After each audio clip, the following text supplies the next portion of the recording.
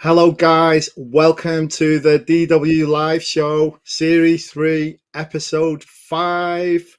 It is Tuesday, the 29th of June, and I'm once again joined by Dominic. How are you, Dom? Very well. How are you? Really good. Really Excellent. good. Sun shining. I've got a day off on Friday. Have you? Can't wait. What are you doing? Yeah, I'm going to York for the day and staying over with my friends. Amazing. We're just going out for a little break. York's beautiful. I love Absolutely York as beautiful. well. Yeah, can't wait. So, anyway, enough of my private life. We are here today, guys, for another masterclass, this time by the fantastic Sophie Walton of 312, who's going to be giving us a Facebook advertising masterclass.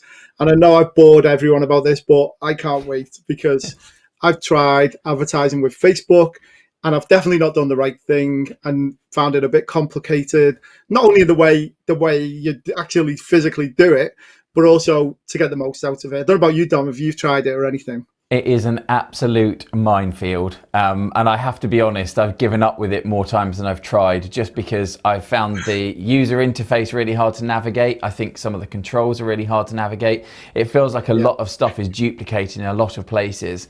And I've had some half decent results. When we've run small things in the past, I've had some half decent results, but it's just so difficult to actually navigate, let alone use and see any great potential in. So I know, and we were already talking just now, that this could be a much longer show than it's going to be.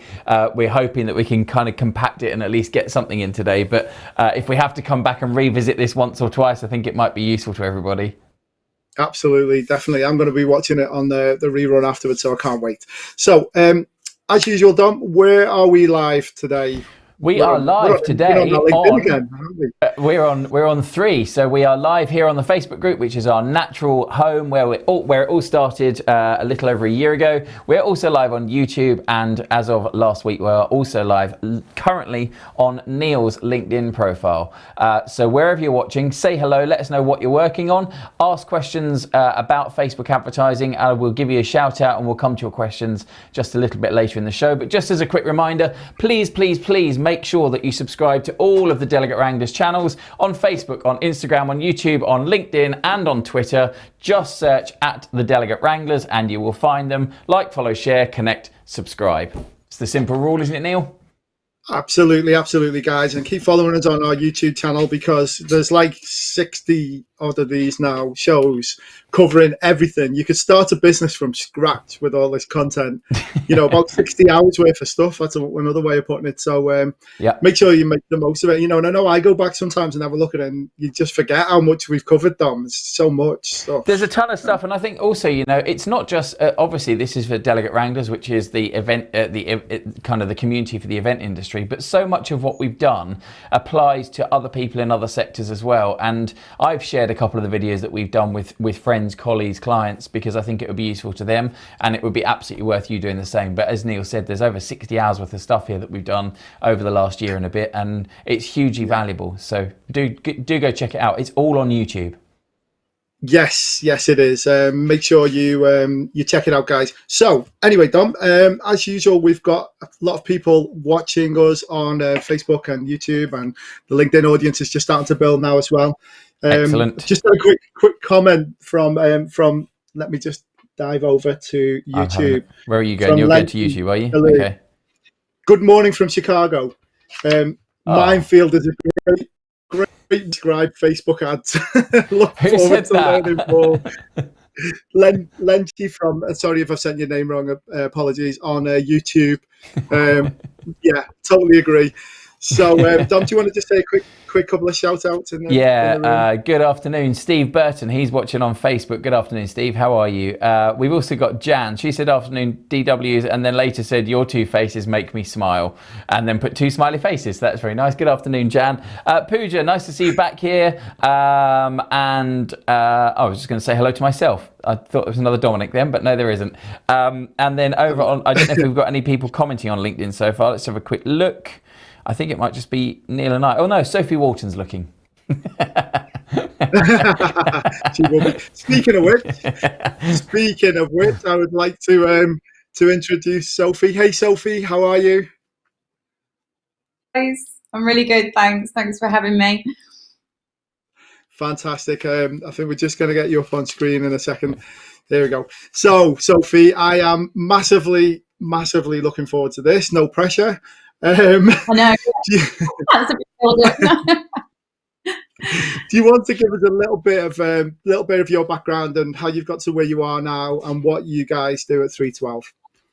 Yeah, sure. So, hello, I'm Sophie Walton. I'm an experienced marketer and Facebook advertiser, and I've worked with many different businesses and brands over the years, helping them increase brand awareness, generate leads and sales, working at several Midlands-based agencies before starting up my own agency, 312.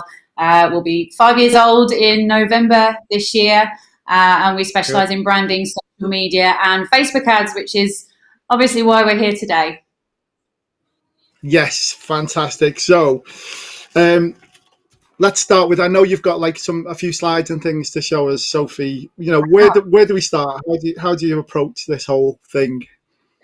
Yeah, sure. So we're going to go through a few different topics today. So first off, we're going to go through the Facebook algorithm. So that's broken down in an acronym called BEAR. But yeah, more on that later and exactly what that means. The iOS 14 rollout, the horror that is, that it's obviously caused a lot of disruption in terms of Facebook marketing, but I'm going to go through a few tips on how to mitigate against this and what you need to be aware of. Facebook pixel and tracking, so absolutely one of the most vital components of any Facebook campaign, and why you should get that set up on your website today, regardless of if you're planning on advertising on Facebook like tomorrow or next week. I'm going to go into why that's so important. Setting up a Facebook campaign structure for success, and the marketing funnel, the approach that you should use to ensure that your Facebook ads actually work, and also how to assess a campaign's performance. So if you're familiar with Ads Manager, you'll know that there is a lot of metrics, a lot of numbers in there that can be really overwhelming and confusing if you don't really know what you're looking at. So I'm just going to run through some of the top level. Just those two words, Sophie, Ads Manager. Just those two words, Ads Manager, make me come out in a rash. Okay. I'm right there with you. Hopefully we can eliminate a little bit of that today, but yeah. Fantastic. Cool. Okay, so shall we dive in? Yep, sounds good. So first of all then, Facebook algorithm. So the BEAR acronym. So essentially what's so important to remember when you are advertising on Facebook is that you're going into a bidding process, right? You're going into an auction process against millions, billions of advertisers, you know, all over the world. So the way that we break how the algorithm works down in terms of, how it works is the BEAR acronym, so bid. So here you're considering your bid in the auction process. How much money are you as an advertiser willing to pay to attract, you know, the attention of the people it is that you want to target on the platform? So Facebook's recommended daily ad spend is £50 per day. I have seen results come in for £20, £30 per day. But really, guys, like any lower than that, and, you know, we're going to struggle. There is going to, you know, you're not necessarily going to get the results that you want. So, yeah, remember, around £30 to £50 per day is where you want to be, hitting your budget. You can set your ad spend budget at the campaign level, which is where Facebook will essentially spend your budget across the ad sets within your campaign for you. So that kind of gives you less control over spend. Or you can set it at the ad set level, so ABO, ad set budget optimization, which is what we as an agency tend to use, and I prefer to use because it just gives you a little bit more control over where you're spending your budget, on what ad sets and what ads, so on and so forth. Next up is expected action. So how likely is your target audience to perform the desired outcome? So this will be based on how your campaign is set up in terms of objective and optimization, and how attractive obviously your service and your product is to the people that you're putting your ads in front of. Cannot stress how important it is to optimize your ads with the end goal in mind, right? So I see this so often, people running traffic campaigns. I'm like, why? Why are you doing this? Because all you're going to get is traffic, right? Okay, you've got so many different like conversion, objectives and optimization and events that you could be tracking and optimizing your campaigns for. So, for example, if you are wanting to attract people to complete registration to sign up for your event, you want to optimize for complete registration. If you want to optimize your campaigns for people to purchase tickets for your event, you optimize for purchase, so on and so forth. So I generally wouldn't recommend that people setting the traffic objective. There is sometimes like we'd use that, but generally speaking, not so. Sophie, sorry, Neil, you got quick question. Yeah. So with regards to that, when you say about setting the objectives and things like that, is that by that do you actually mean just a kind of call to action, or is it actually a process that you have to do on Facebook? Is it kind of some boxes to tick? That's right. Yeah. So it is some boxes to tick. Absolutely. So when you set up a campaign, you will see like different objectives that you can optimize for. So for example, like traffic, conversion, so on and so forth. And that's where you need to select where you want your campaign to be objectified, what you're actually doing your campaign for. Right. Can I just go back to your previous slide briefly, because there was the I think bid was the first thing that came up. And you said that £50 is a good starter per day, but you've seen results with 20, 30. In my mind, surely that has to be dependent on what it is you're advertising. So, for example, if you have a product in which there is a much lower level of competition and therefore likely to be lower spend on ads, you're probably a little bit safer to set that bar lower, or is that right? Yeah, I mean, this is obviously where the testing aspect comes in. I have seen people like try and set ads up with, campaigns up using like £5 a day budget, £10 a day budget. It just doesn't work. Maybe on very like small, like localized campaigns. Yeah. But something that's, obviously you're trying to be a bit more targeted, stretching a bit more further afield, at the very least, £20 a day budget. But yeah, £50 is what Facebook recommends per day. Okay. Yeah. Thanks. Okay, and then the final point in the acronym, sorry, we're just skipping past that one then, relevance. So this is effective audience targeting, making sure that your copy, your creative, your hooks are compelling to the audience that you are looking to attract. So this is like a standard marketing thing, right? Any form of marketing, any advertising that you put in front of people, it has to be relevant to who it is that you want to talk to in order for them to buy from you. So like kind of an obvious one, but obviously the R of our BEAR acronym. So yeah, that concludes the acronym. But good few pointers in there as to how that works. In terms of your ad account quality, like this is also essential. Facebook will judge you on whether or not you are a good advertiser based on these things that are in front of us now on this slide. So if you've got loads of rejected ads in your ad account, if you aren't compliant with Facebook advertising policies, and there's tons of documentation on their advertising policies on Facebook. So a lovely bit of bedtime reading if ever you did fancy it, but just make sure you're not against anything, advertising stuff that you shouldn't be on there, obviously, so on and so forth. I probably don't need to go into that. So some of it's pretty obvious. Make sure the content that you put on the Facebook page that you're sending ads from, has got great quality content on there, that it's being updated regularly, again, that it's relevant to the target market. All of these things are going to be taken into account. And I've just got a few more pointers here as well. So ahead of launching a campaign, make sure that all of your landing pages have cookie policies on, privacy policies. That's kind of standard stuff, guys, right? So again, obviously with GDPR coming in, this is all sort of stuff that you would have on your website anyway, but just ensure that any new landing pages that you're creating, obviously you're following this process as well, because Facebook's going to look at that. Make sure that any disclaimers are available for people to see on your website as well. So that's particularly relevant where there's any products or services that, make specific claims, have money back guarantees, so on and so forth. Any small print that needs to be detailed needs to go on your landing page or wherever you're driving traffic to as well.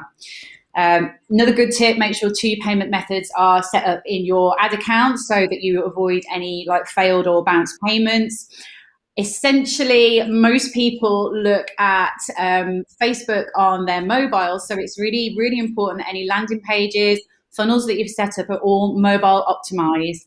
So they look good on mobile. They load in under 3 seconds because people are flipping impatient. So any longer, than a 3-second load time, on a web page, on mobile, you're going to start to lose people. So make sure that it's really speedy, really good user experience.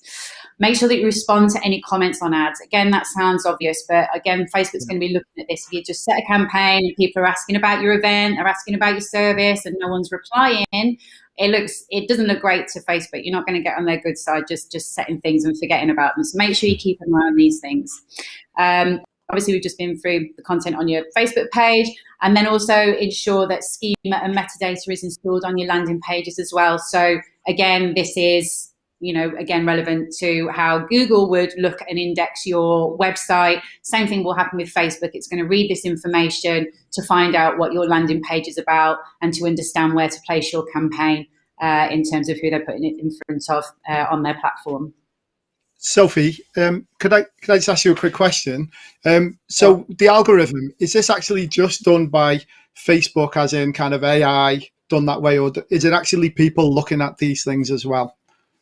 Yeah, so for the most part, Neil, good question actually. For the most part, this will be bots crawling Facebook, which is why often ad accounts or campaigns can get rejected without good reason. I don't know if anyone's ever experienced that before, but often that can be a mistake because a bot has picked up something on Facebook and goes, oh no, that's not right. And then you need to go and obviously have a manual review. So well, I think I fell foul of that a couple of years ago, but I think it was when they were still working out how much text they were going to allow in some ads. And I think it was I don't know if it still is, a 20% coverage of text. And that's really hard to know when you have when there's no measurement tool. I have no idea what 20% coverage is. Absolutely. Yeah, that has increased now. So you can go over 20%, but it's still, in my experience, it's still, and that's a fairly recent thing. But in my experience, Facebook still does penalize, ads. They don't give as good a reach to ads that have got text on images as they do to images without, or like 20% text still on. So again, really good point, and certainly something to note for the future. Great. Guys, I've just put a poll in the chat as well. You'll see if you've tried advertising with Facebook, how would you describe the results? So just let us know what you think. It'd be good to just know if people have actually tried it. A question just came in from Pooja, and Sophie, we may be jumping the gun or maybe not, but she's asking, are we going to be speaking about the business suite at all? We aren't going to go into too much depth on the business suite. No, I tend to use Business Manager as well. So business suite is different. But yeah, probably not on this call today, unfortunately. Okay, that's fine. Oh, okay, sorry about that. One for next time. That's okay. Next time. Yeah, absolutely. So, right, iOS 14 rollout. Not sure how many people on the call are aware of this, but essentially earlier this year, iOS 14 users were given the option to opt out of being advertised to on platforms like Facebook. So nightmare for me. But in terms of like Facebook marketers, obviously, that's been quite a difficult time. However, what I've done here and what I've done within my agency is teach our clients and people that are running ads how to mitigate against its impact. So also, Apple will only allow now 8 events to be tracked from one domain on their device if users obviously agree to still being advertised to on their devices. So when I say 8 events, I'm just obviously going back to what I was saying earlier about optimizing your campaigns for your purchase event or your complete registration events or lead generation, so on and so forth. So you kind of want to pick what 8 events are priority to you before setting up your campaign, and then obviously allocate these in Events Manager, which we're going to go into shortly. 7-day attribution windows are now the norm. So anyone that interacts with your ad and then becomes a lead after 7 days, that won't be accounted for back into your Ads Manager reporting. So a bit frustrating, but this also gives room for discussion and more thought around having an omni-channel marketing strategy approach where you can mop up these numbers, and these are the people that are responding to your marketing, but not necessarily being tallied up in Ads Manager on Facebook. So email marketing, for example, is something that we're going to touch on later, and should absolutely be used, in conjunction with any Facebook ad campaign that you're running or going to be running in the future for sure.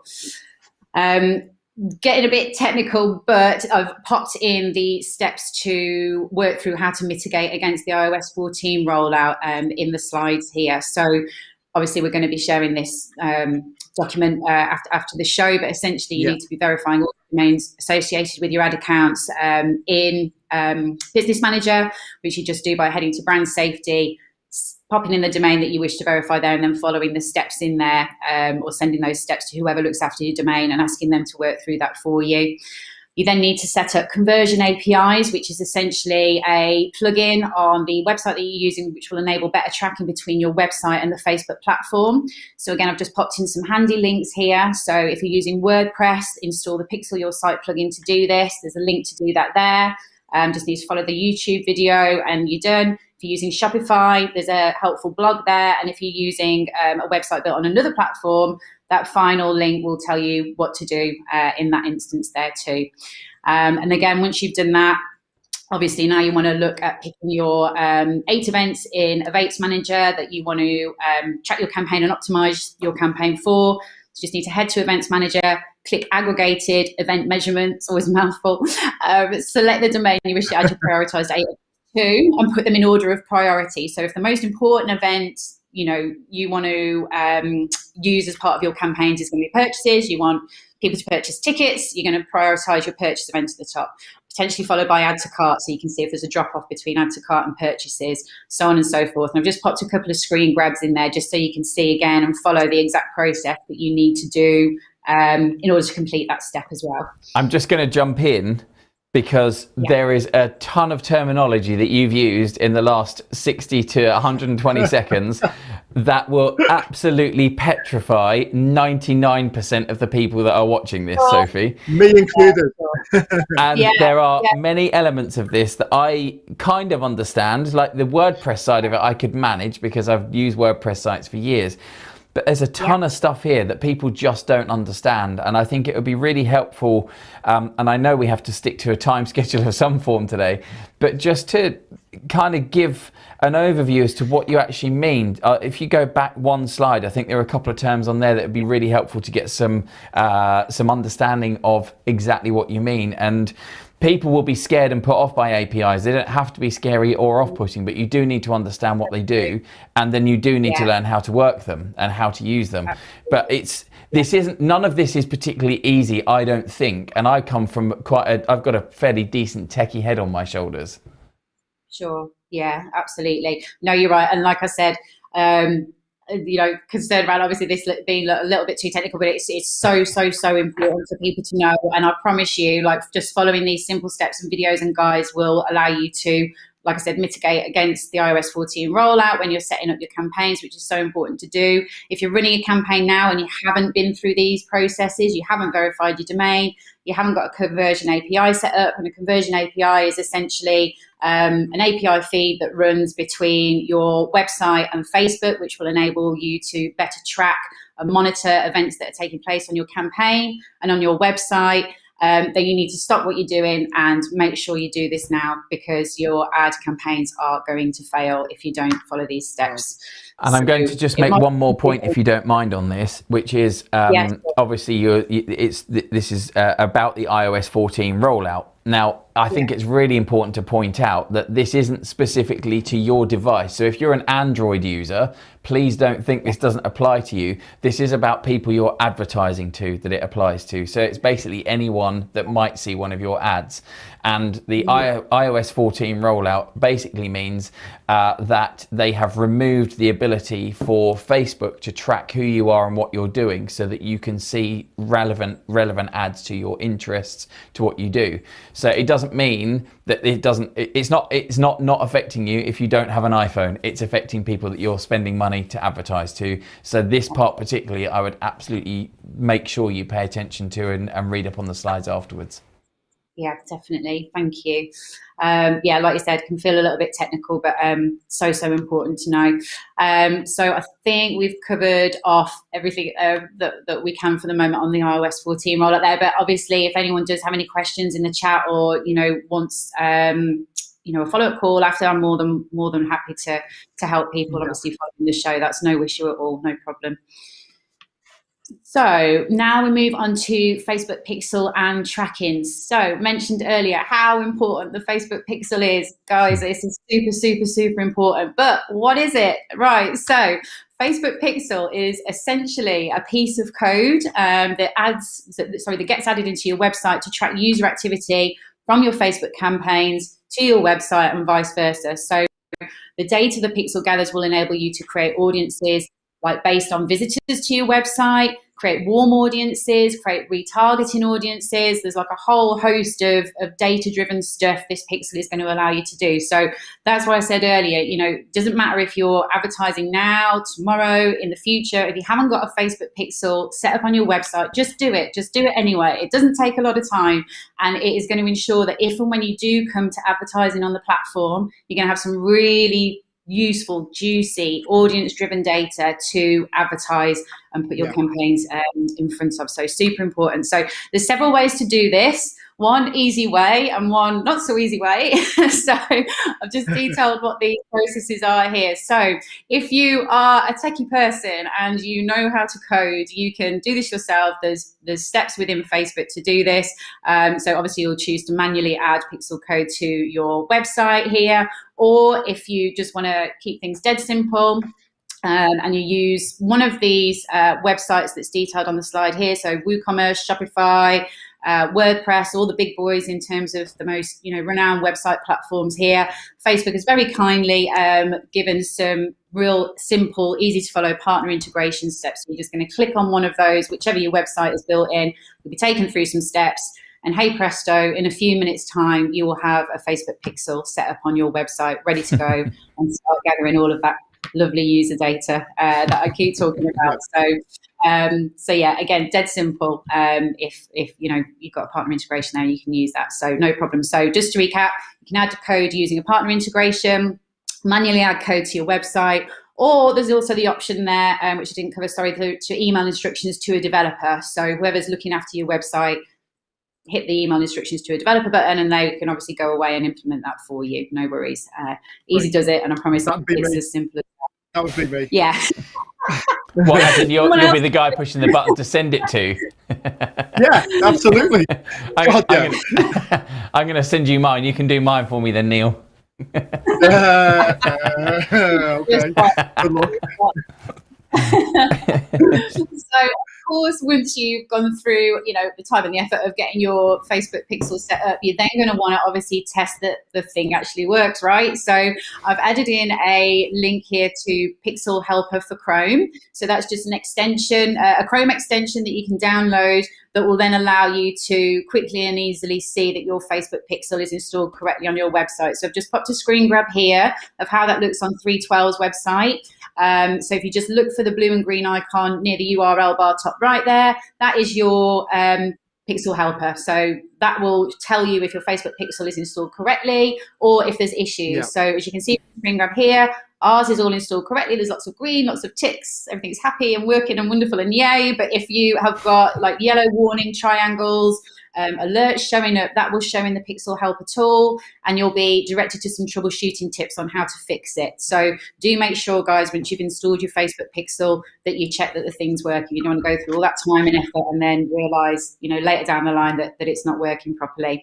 The other thing that you can do to check that it's working properly is head back to Events Manager, go to Data Sources, click on the pixel that you want to view, what you want to test, and then you should see a graph of pixel activity here, which you can see on the left-hand side there on that screen grab. If you then want to test the pixel, click Test Events, and that will take you to your website, pop in your URL, click around the website like you are a user. So go through some of the pages, call to actions, so on and so forth. And then when you head back to Events Manager, you should see that data is pulling through. So that's what that screenshot is on the right-hand side there. So you'll be able to see that, all of those things that I've just on my website are pulling through and my pixel's working correctly. So I'm good to go. Okay, and then finally on this section, adding events to your pixel. So events, just to recap, so you're going to install your base pixel on your website, which is going to start gathering data, but then you're also going to want to track for specific events on your website. So That could be purchases, it could be complete registrations, it could be leads, so on and so forth. Whatever you want to optimize your campaigns for is what you want to track events for on your website. And again, there's 2 ways to do this. You can use Facebook's event setup tool, which is readily available in Events Manager. If you don't know how to code, you just head to Events Manager, the Add Events button, select from the pixel and the option to use Facebook's event setup tool. And then you'll be able to just type in the URL of the page you want to add your events to, follow the steps on there to track buttons, track URLs, so on and so forth. And then you can obviously pull those through into Ads Manager and see, how many purchases you're getting, how many leads you're getting, complete registrations, and so on and so forth. But again, there's also the option to manually add code if you're really clever and know how to do that. But there's some screen grabs of what that process looks like there below too. So Sophie, can I just stop you there? Is when you say Events Manager, is that the kind of thing that I use to set up these events and put them on Facebook, and then people can click to connect, or is it something different altogether?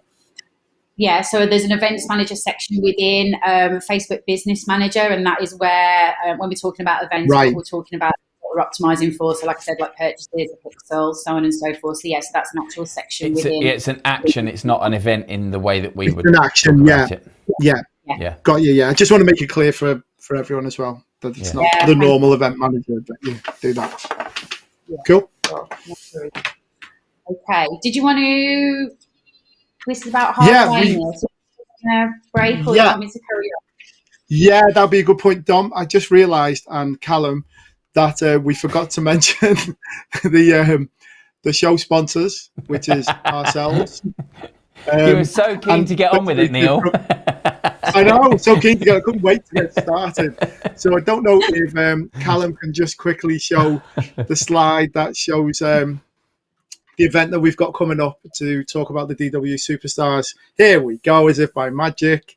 We've got a webinar on the 15th of July to talk about how DW Superstars can improve your brand, increase your reputation, boost your sales as well. And not only that, you get on the kind of the front row of the Delegate Wranglers as well. So, we've come into events and all kinds of things. So we've got a webinar on the 15th of July, guys. And I think we've got a call out for the address. But if not, it is thedelegatewranglers.com / here we go, it's coming across the bottom, / DW-broadcast. So you can find links to all of our events on there, and you can register for them. They're all free as well, by the way. So come and join us and find out more about the Superstars. And I just wanted to say thanks to everybody who's watching on LinkedIn and YouTube. Really appreciate your time to come and watch us today and learn about this great subject. Don't know about you, Don, but my head's like... Honestly, I'm going to explode. I'm honestly going to explode. And it's a combination of a massive overload of information and a massive overload of information I don't actually understand. So I really need to go away and do my homework. And ideas. I'm thinking like, I need to do that. I need to do this. Yeah. But Sophie, you're doing a great job. So shall we carry on? Yeah, sure. Yeah, no worries at all. Okay. So what I want to run through with you guys now is essentially how best to set up a campaign in terms of structure and the marketing funnel. So what we do and recommend that our clients do within our agency is absolutely 100% ensure that you spend some time and allocate some budget to testing what you're doing in terms of your campaign. So when you're about to launch a campaign, think about, this process. So what you want to do is go through a series of test rounds, which we call rapid fire testing. There's 3 rounds of testing within this process. And essentially what we're doing is sort of like trying to Frankenstein a, inverted commas, like perfect campaign together by going through these steps. So during RFT 1, Rapid Fire Test 1, what you're going to be wanting to do is test different audiences. So remember, guys, these are going to be cold audiences, people that have never interacted with your brand or your event or your service before. So you're going to obviously want to think about who those people are. If you've got data, based on, who your customer profile is, demographics, so on and so forth, this is all going to help, obviously, in terms of how you build and test these audiences out. So at this stage, I'd recommend that you test up to 3, dependent on your budget. Use the same creative and the same copy here. We're not bothered about whether the creative or the copy works at the moment. We want to find out who is actually going to respond to our ads and to our creative. So that's what we're doing in RFT1. Neil?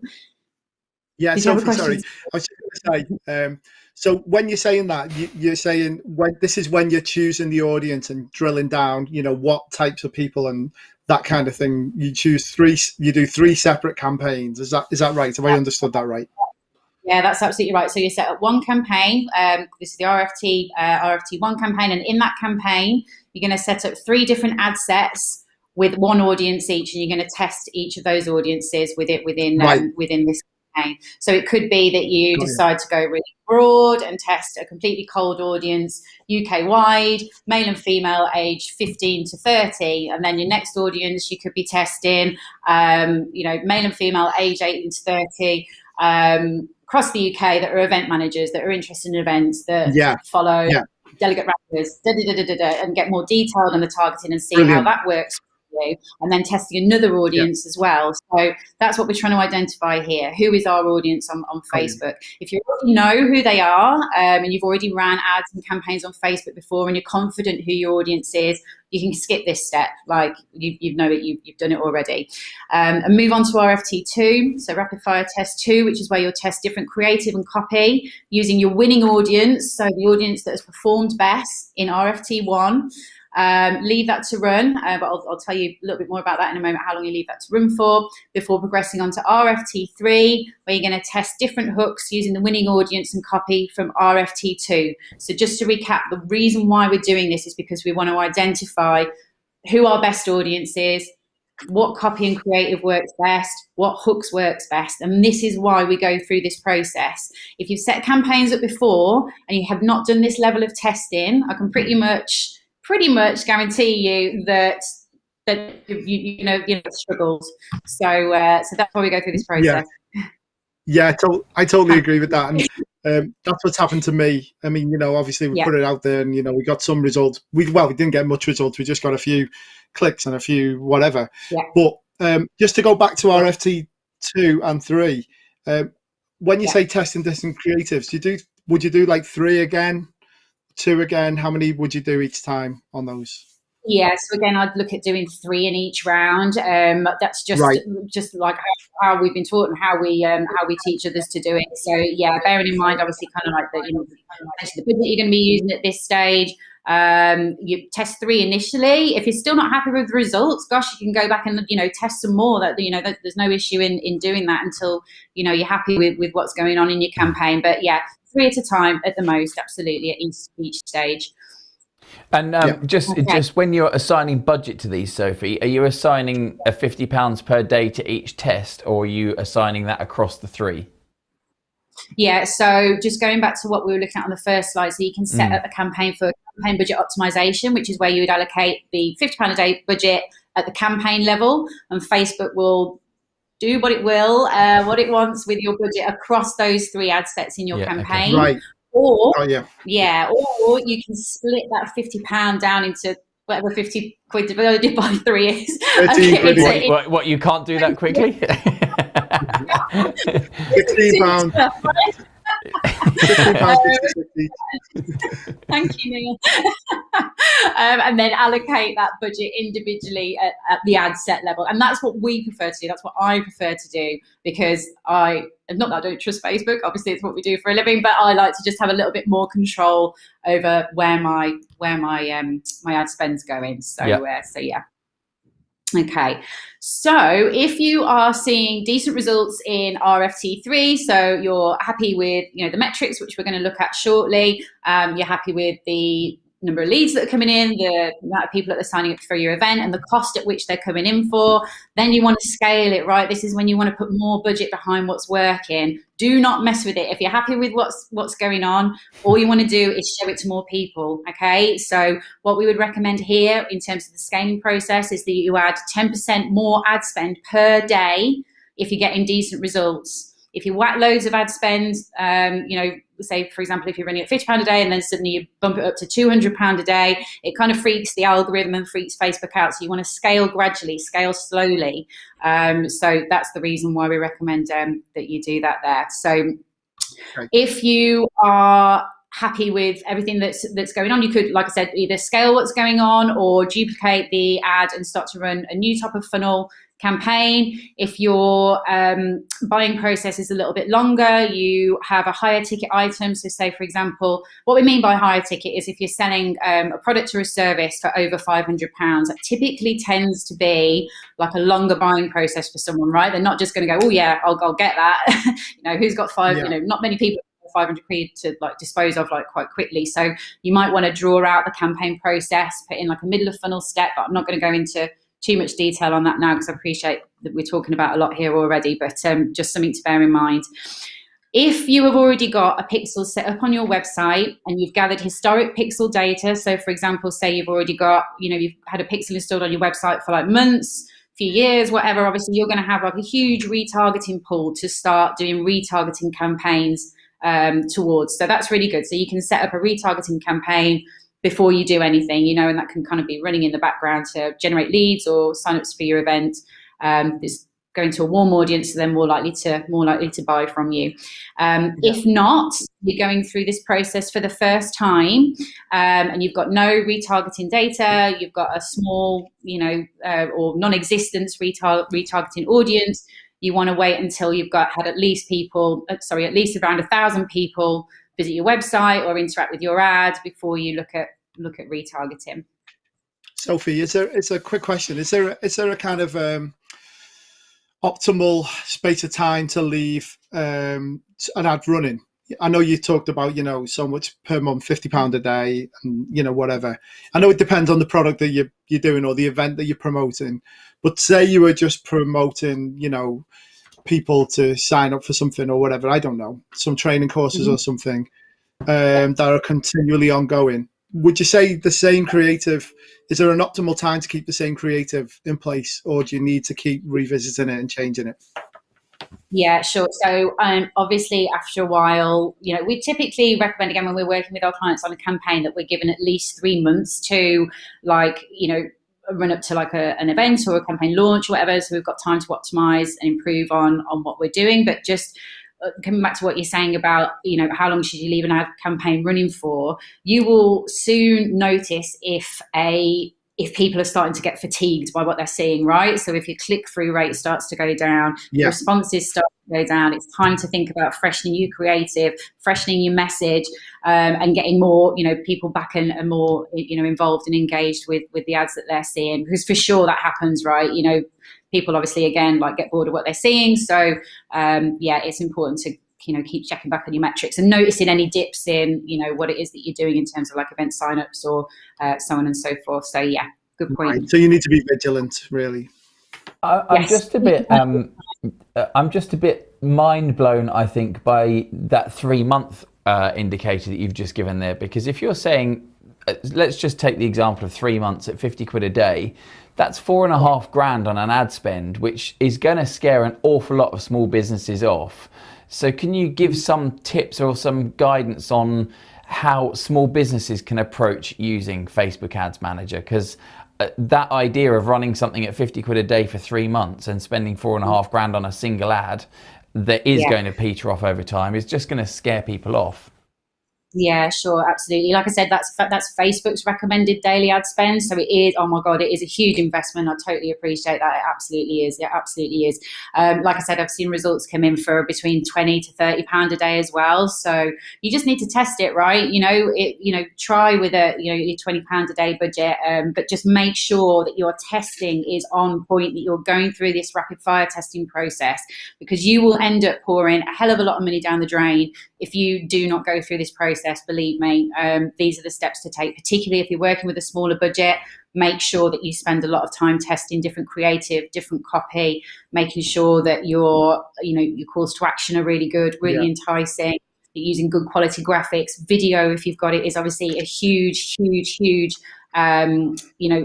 thing in terms of media and engagement. So video works really, really well in terms of ads as well. So you've got to be a bit more creative, I guess, with how you put your campaigns together if you are working with a smaller budget, because you need it to work quicker. So that would probably be my biggest tip there. And a question just come in, which I'm going to jump in with, if you don't mind, Neil, from Steve Burton. Yeah, He sure. says, what's the difference between boosting a post and an advert? Yeah, sure. Good question. Thank you. Yeah, so boosting a post essentially is where you take a post on Facebook and you put money behind it, and Facebook shoots it into the stratosphere, and there's not really any targeting or objective behind it. So, we again wouldn't recommend boosting posts as a tactic on Facebook, because it's very, very sporadic. You cannot target anywhere near as well as you can setting up a actual sponsored ad. So when you come to set up a campaign, you'll see the granular level of targeting that you can use to serve your ad and your campaign to the people that you want to, boosting a post. So that's the key difference, the targeting options. And obviously it's effectiveness as well. Like, you can't boost a post and optimize it for conversions or leads or all this great stuff that we've been talking about today. It probably won't really do much. So quick question, Sophie, from me as well. Thank you for that. It's a great question, Steve, by the way. Yeah. And I've boosted posts before, not on the Facebook group, on other things. So it's interesting to know that, the effect that has or doesn't have. I think what a lot of people on this watching might have Facebook pages themselves that they want to obviously get more visitors to, more followers and more, etc. And I don't mean groups, I'm talking about pages. Is there a best way of going around that? Because you can do that with ads, and is there a best way of doing that? Yeah, again, I mean, if you want more followers to your page, you can set up a page likes campaign, absolutely. So if that's an objective for you to get more people engaged with the content that you're putting out on Facebook, then absolutely there's the option to do that for sure. Yeah. Great, okay. Because I know a lot of people will, that'll be of real interest to them, because the more likes you can get, the more people, seeing their notifications in theory. I was going to say, I think you've got to be really careful with that, though, because Facebook 4 or 5 years ago, there was a direct correlation between page followers and results that you saw when you started putting posts out. But their algorithms are tweaked and refined to the point of they're designed to not show the content to force people to run ads. So Neil, I know we've spoken about this with the post that you put out in the group. I choose to join Delegate Wranglers as a Facebook group because I want to see all of the content that comes out, but we still don't see all of the content that comes out. And I know that causes you a problem, and I know it's something you've spoken to Facebook about, but it gets even worse when you get down to pages, because I could hand on heart say I could put a post out on my Facebook page now, which has 400 or 500 likes on it, or 400 or 500 followers. And only a small fraction, less than 10% of those will actually, of my following will actually see those posts. So it's a really difficult one. So I tend to fall on the side of Facebook likes and follows on a page now probably isn't as valuable as it used to be. I'd be interested to see what Sophie thinks. Yeah, definitely. And you're so right. I think, a few years ago, things were very, very different. Engagement was much easier to get. Visibility of the post that you're putting on Facebook was much easier to get. Facebook has grown and grown and grown and grown. It's only going to continue to grow. And obviously part of the algorithm process that we were just mentioning at the start of the show is relevance, So again, if you're putting out content that's not getting like a massive amount of engagement on your Facebook page, not getting very many comments, not getting very many likes, so on and so forth, Facebook's going to see that and put your content to the bottom of the pile. So that in itself, having a really on-point content marketing strategy, if growing your Facebook page and the engagement on your Facebook page is of importance to you, how are you going to do that? What compelling content can you use? What compelling messaging, media, so on, can you use to increase the engagement levels on your Facebook page? Because that's where that's going to that's where that's going to come in. But no, it's a great exactly point. what Pooja said that as well. Content is king. I couldn't agree more. You know, we've changed our approach to newsletters to be more content led now. So totally agree, guys. That's definitely the way forward. Okay, sorry, Sophie, we rudely interrupted you. Yeah, no worries at all. So just to recap on the campaign structure and the marketing funnel. So in essence, guys, to make your campaign a success, what you're going to do, just to recap, is go through these rounds of testing. You're going to test a series of copy, creative, and audiences, and you're going to try and define and find which one works best for you. So that's called rapid fire testing. Round one, you're going to be testing up to 3 different audiences using the same creative and copy.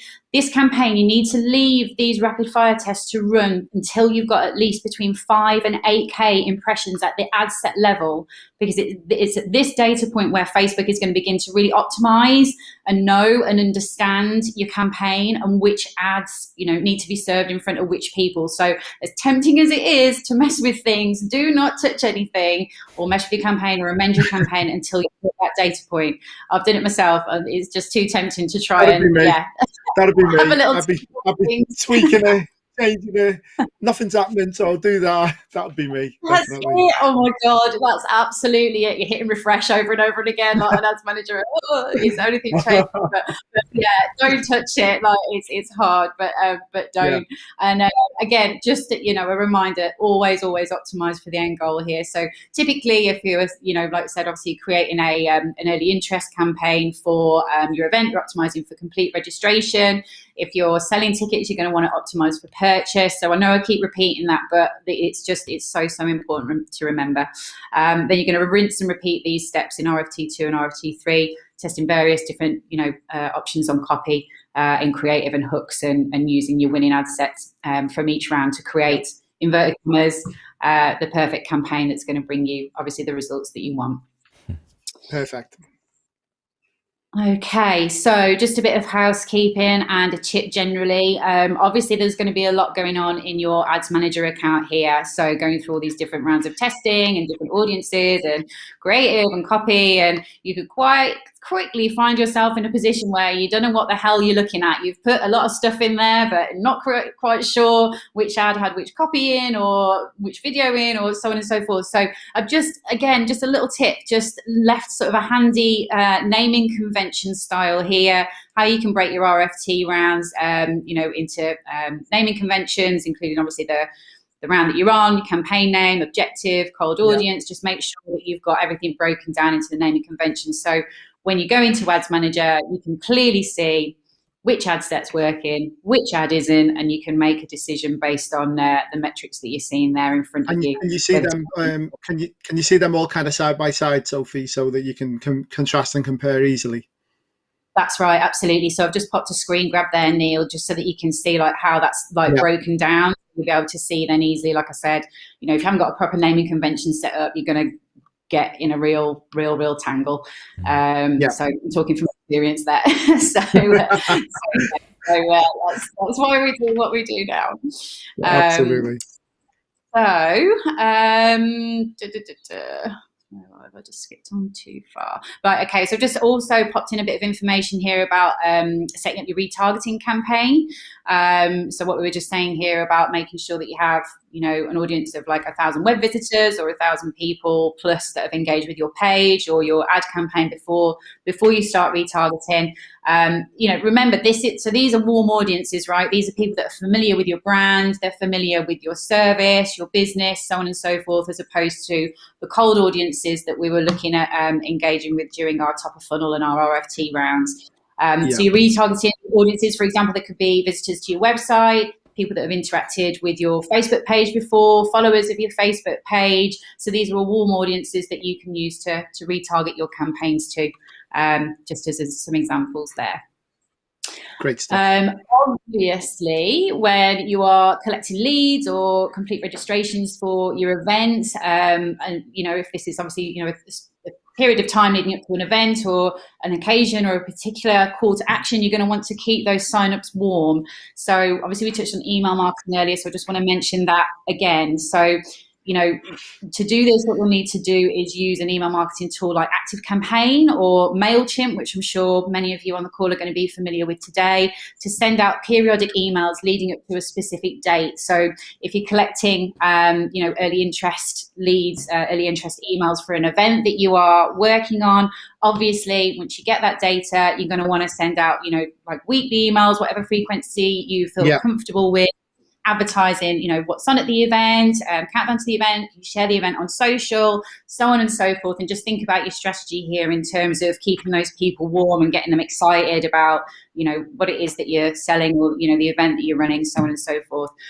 Equally, if you're running campaigns to generate and warm up new leads for your business, you can use this exact process again, this rapid fire testing and retargeting, and set up an email campaign flow that delivers value-driven content to the recipient over a few weeks with a call to action at the end. And that call to action could be to book a strategy call with you, or a face-to-face meeting, or, you know, whatever else it is. So screen grab on the right there is just an example of what we do at our agency. We have a PDF download on our homepage, how to generate 30 leads in 30 days using Facebook ads, which I can obviously send a link to you guys following the show as well. So when someone downloads that PDF from our website, they're going to go into this email flow. So we'll send them a sequence of 4 emails, and then the last email is a call to action to book in a 30-minute strategy call with myself. So, and that works well for us. So yeah. Brilliant. Brilliant. Right. Nearly there. How we did the time? We're nearly at 2:30. So I think this is... It's all right. We go over a little bit. We can go over a little bit. Yeah. It's okay. No worries. Okay, so finally, how to assess the campaign's performance. So obviously, when you set up a campaign, you want to ensure that you have the correct reporting columns, and you're looking at the correct metrics in Ads Manager. So depending on the type of campaign that you set up, you know, these are just like the fundamental metrics that we always look at. So CPM, so cost per 1,000 impressions. So typically, if your CPM is coming in higher than £30 per 1,000 impressions, it indicates that there is a problem there, okay? And Facebook is penalising you and charging you more money to run your campaign because it's not good enough. You need to look at like why that is. Is your audience targeted enough? Your creative, your copy, so on and so forth, and look to test different things in order to bring that down. Your cost per click, so you want to be aiming for between £1 and £3 per click top of funnel on cold audiences for lead gen, and around £1 a click for e-commerce. Link CTR, link click-through rate. So we look at link CTR, not just CTR here. CTR is where someone will have clicked on anything on your ad, so they could have clicked on your image or your video, not necessarily the action that you want them to take. So always look at link CTR, aim for 1% in our rounds and cold audience rounds, and then 3% link click-through rate at bottom of funnel. You want to also look at landing page views, the cost per acquisition. So are you happy with how much you're getting a lead for, how much you're getting a complete registration, a sign up for your event for, return on ad spend, super important, adds to cart and purchases, maybe if you're obviously selling selling tickets for events online. If you're getting a massive drop off between add to cart and purchases, you know that there's probably a problem at checkout, right? So again, these are all the sorts of things that you want to be looking at to ensure that your campaign is a success. So again, I've just popped in some details there as to how to set up your customized reporting columns in Ads Manager so that you can easily look at all these things as well. And then finally, last slide, if anyone was interested in booking in a free strategy session with me, I've just popped a note in here to do that and a link to how to do that. So if you're already running a campaign, you're not getting the results that you'd like, or you want some ideas on how to best set up a campaign for your event or your business, then I'm more than happy, obviously, to give some of my time and help people to do that, no problem at all. I'm just writing that link down now as we speak. Now, what I'll do, guys, I will. Listen, we'll share all this. And Sophie, you said you're going to share the slides with us, didn't you, as well, with everybody? Yes. Yeah, absolutely. So we will put all that in and wrap up later on, guys. So tons and tons of things there. So I just wanted to jump in, Sophie, and just ask you, and I don't mean to put you on the spot here or anything like that, but if you wanted to kind of talk to you about this, have the consultation, and kind of go forward with something with you as well, is there any kind of measures of, that you guys can say, well, this is what we'll definitely give you, or this is what, working with us will hopefully provide? Is there any kind of, do you give any kind of parameters of what they might expect?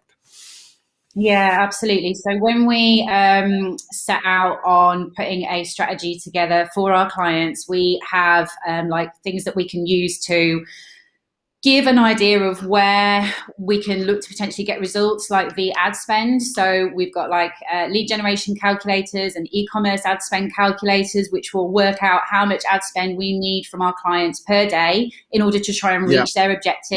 So if their objective is to get 20 ticket sales a day, we will work this out on a calculator in terms of like how much ad spend they potentially need in order to do that. So obviously, nothing is ever guaranteed, but if we set things up in the correct way, with your end objectives in mind, like if we don't know what your objectives are and you don't know, then how are we going to, formulate a plan, I guess some of the skills for you is that you've got to try and get to the bottom of what people actually want. They might just, clicks for ego, aren't they? But, like results and sales is what you're really at, really. Absolutely. And if you've got a clear idea of what that is, perfect. If you haven't, obviously we can work with you to understand, what those objectives are and get some measurements in place in order to make the campaigns a success. Sure. Okay, there's a couple I'm just going to give you feedback from the poll. We ran one of the polls before. If you've tried advertising with Facebook, 67% of people said it was meh. So neither great nor bad. 11% poor, 11% bad, and 11% haven't tried it yet, but are considering it. So I would say, guys, definitely book that consultation in with Sophie right now, because she can definitely help you move from meh to somewhere like great. And then there's a question. There's a question from Chrissy before we go. I just saw that. I was trying to get to it, but I've just lost the page and I can't currently find it. But if you've got it, and you go. Yeah. Sophie, hi Chrissy, by the way. Hope you're okay. Do you recommend activating campaigns on Facebook and Insta concurrently? Great question. Yeah, absolutely. I think, again, like when you're looking at your metrics, absolutely 100%. Totally the right thing to do, particularly in the initial testing phase, because you can then look at your campaign and see where the results are coming from. Are they coming more from Facebook or are they coming more from Instagram? And then obviously you can tailor and cut your cloth accordingly, right? So you can either put more budget to Instagram ads if that's what's working for you, or Facebook if that's what's working for you. So absolutely, there's no harm in doing that whatsoever. And obviously you're going to really get the opportunity to test and see what's working for you there. So no, great question. Yeah. Fantastic. So, Sophie, that's been absolutely brilliant and eye-opening, and I can't wait to get my teeth into it, because we have allocated some budget for advertising. So, yes, I'm going to be booking my consultation in with you. Great, thank you. Thanks so much for having me. Thanks, Sophie. Thank you. No, it's been fantastic. Thanks, Sophie. So, guys, I hope you've really enjoyed that and found it really useful. I know that myself and Dom heads are bamboozled now, well and truly. I just need the slides, Neil. Give me slides in a couple of days and we'll be fine.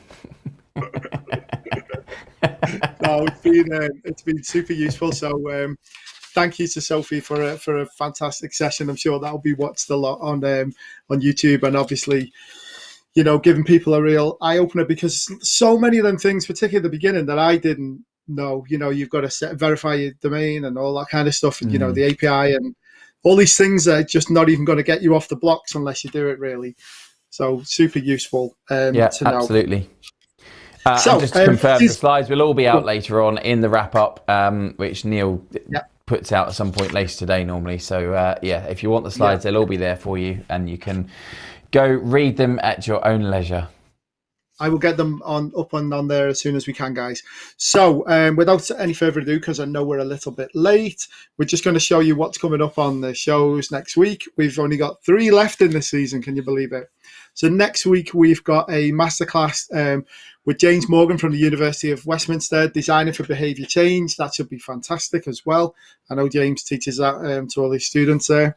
He's really passionate about it, so we're looking forward to that. We've got an onboarding webinar with Diane for any new members. Please pass that on to anyone who you think has just joined the group and might want to join.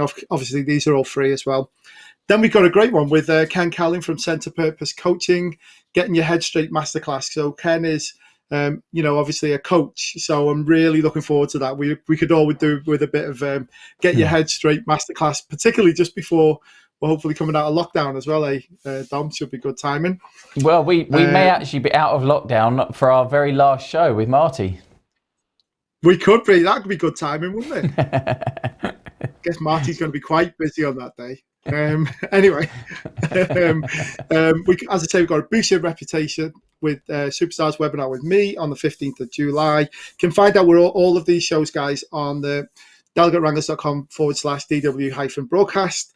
And then the season finale, as Dom just mentioned, with Marty Fullard, a press release masterclass. That's going to be really good. So I'm looking forward to that. Marty deals with them all the time. So he will tell us the do's and don'ts. So, Dom, I think that's us done and dusted for another week. We are done and dusted indeed. We will be back next week, 1:30 again, over all of the social media channels that you see us on regularly, with the guest who has completely just slipped out of my head. James, thank you. We'll be back next week with James, which is going to be a great show. And I can't believe it's really odd that we've come this far. We've only got 3 shows, and that's the end of season 3, Neil. Boom! I know, gone so quick. It's mad. Gone so quick, and then our first show back is going to be Confex. It is on the 1st and 2nd of September. Yeah. What a way to come back! I know. Excellent. All right. So, guys, thank you. Massive thanks to everybody for watching, for you guys tuning in on LinkedIn, YouTube, and on Facebook. Really appreciate your support. And a huge thank you to Dom and his team from the Stream team, as I like. Stream team. A lot happens, and I will just mention them, even though they probably hate it. But Callum is just over here in control, pushing all the buttons, and Ed is upstairs. He does those guys do the majority of the work. I literally walk in here, put my headphones in, put a mic on, and the rest of it just kind of takes care of itself. So it's down to them. Ed's down the pub, isn't he? Ed's down the pub. I know where he is. He's actually out getting our lunch, Neil. There you go. Fair enough. But he'll be watching on catch up later on YouTube. Yeah, I'm sure. And thank you to our friends at Events Case for amazing registration services as well. So, and especially thank you to Sophie for a wonderful masterclass that's just made my head. So thank you, guys. Thank you, everyone. And we will see you next week. We will indeed. Thanks, everyone.